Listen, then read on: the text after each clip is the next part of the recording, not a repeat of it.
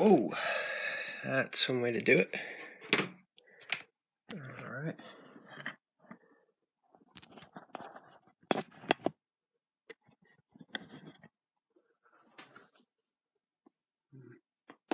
All right, let's get started. Hello, my name is Hayden Jones. Welcome to Hayden Jones Music Channel.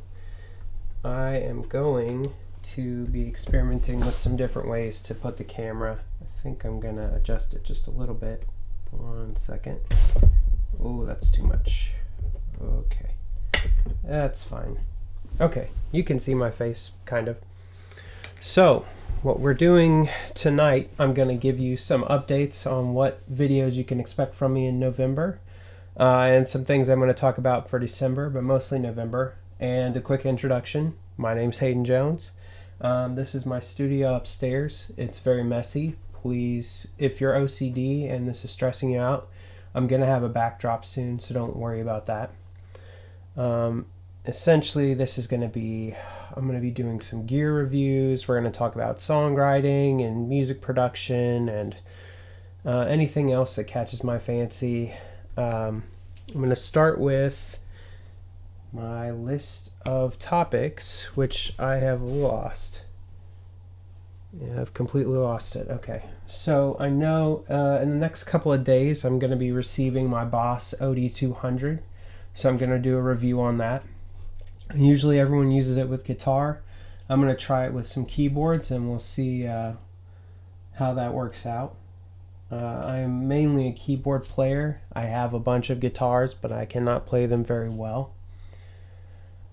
Another thing I'm going to be doing is the Integra 7 from Roland. It's their flagship, not really a workstation, more of a standalone rack sound module. I'm going to be showing you how to route the audio using their USB output and how basically my workflow for it, where the output of the Integra 7 is a stereo mix, and I'm going to show you how you can basically render MIDI from your DAW, in my case it's Reaper, and process it through your external synthesizer and push the audio back through into Reaper for recording. I also am going to be doing a review on the GT001. I've had it for a couple months now. I'm really digging it. I also have the Boss RV500. I'll probably be doing a review on that as well. I also have a Roland VT4, so I might show you a few special MIDI things you can do with that. There are some system exclusive messages in the MIDI that unlock some features you can't reach just from the front panel, so I'll show you how to hit those. I also have a Roland TB3, and we'll talk about how that's working out for me. A lot of these Roland items I have do USB audio to the computer, which I really enjoy, but I found for the TB3 and the VT4 the output is not very hot. That's just a thing I'm noticing as I've been recording with it. What else have I got? I've got a Roland FC300 sitting in the floor. Haven't turned it on yet, so we'll be looking at that eventually. I've got some Behringer Truth B2031A speakers I bought a couple weeks ago. I've only used them once. So far it's been pretty good. I'll probably talk about my experience with those in a little bit. You can't see it, I have a mixer back here. It's a Behringer X-Touch. I'm going to get that set up, and we're going to walk through the some of the Mackie control things you can do in Reaper. They have this special control software to make the hardware of the mixer so you can use all of its different parameters inside Reaper. We'll walk through setting that up. I have a drum kit over here. It's an Alesis Nitro. I have buyer's remorse with it. I wish I had waited for the new one that came out. It came out at the same price, but it's a whole lot better.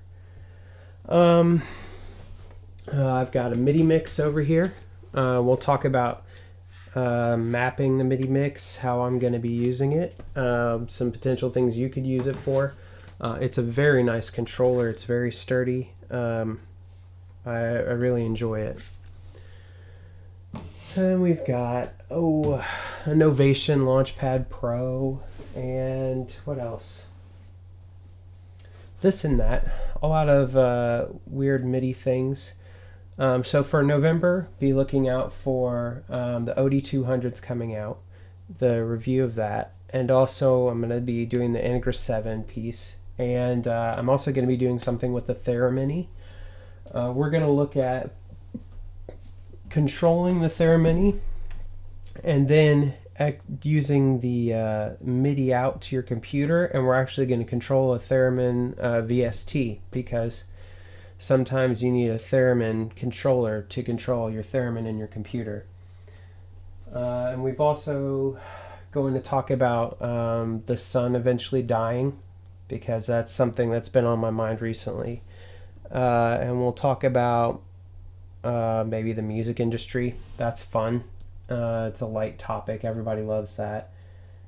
And that's it for now. If you watched this, I hope you enjoyed it. Hit the like button. Get subscribed.